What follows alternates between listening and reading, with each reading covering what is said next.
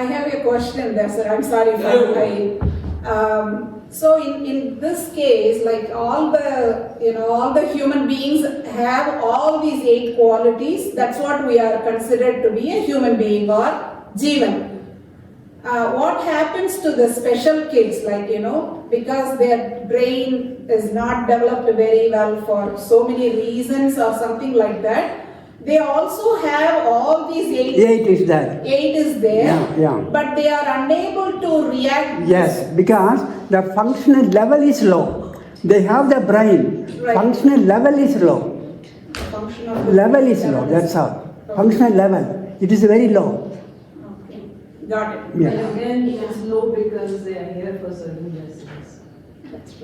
Even when you are breathing at night, it is because Those muscles have suffered a lot of That's correct. And that's what without that, you want to just you die in sleep. just float through this one, go to the next It's one. like no consciousness. If there's other muscles, actually they are evolved and their souls are much bigger. They can't fit in this physical body. That's why the physical body itself is low functioning. But they will go through this lifetime to come out on the other side, not to return here. But they have to come back because they have suffered some very big trauma in a previous life.